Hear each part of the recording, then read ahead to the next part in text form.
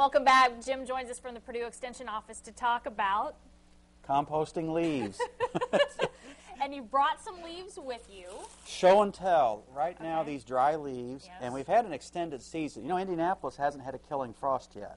And Really? we have a I lot didn't of know that. protected areas in the Wabash Valley that really, we've seen just a very delayed, staggered leaf drop. And we have some species, like Bradford pear, like the pin oaks, that don't drop leaves till much later in the fall. But right now, we're seeing a lot of leaves starting to accumulate. Homeowners have been chasing some of these leaves. Please, there are a lot of alternatives to raking and burning these leaves. These are great nutrition for our yard. You can mow this. I've been mowing my leaves. They're so dry right now that, Susie, that look at that. That's just going to go and disintegrate in the yard. I don't care how thick your maple tree leaves are. They're so dry right now. You can really crunch these and mulch these down. If you don't want to mulch them into your yard, they do make good lawn fertilizer, by the way. But if you don't want to mulch them down, if you do want to rake and collect them, they're great compost in terms of building compost for your garden, for your vegetables, for your flower beds.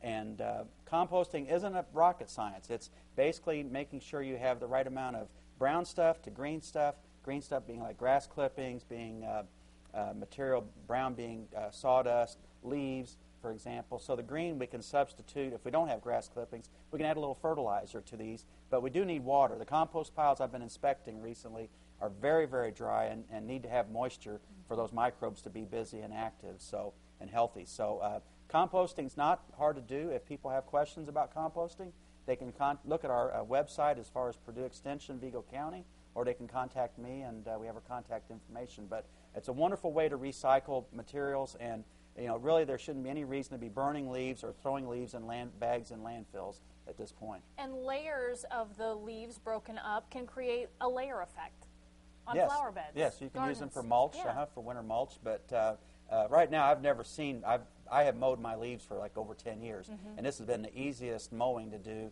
and really crunching these up and getting them back onto the yard, where they actually add fertilizer to the yard. Not much, but it is a benefit. But it is a benefit. Well, if you have any questions about composting, feel free to give Jim a call at the Purdue Extension office at 812-462-3371. We'll be right back with a little more news and weather.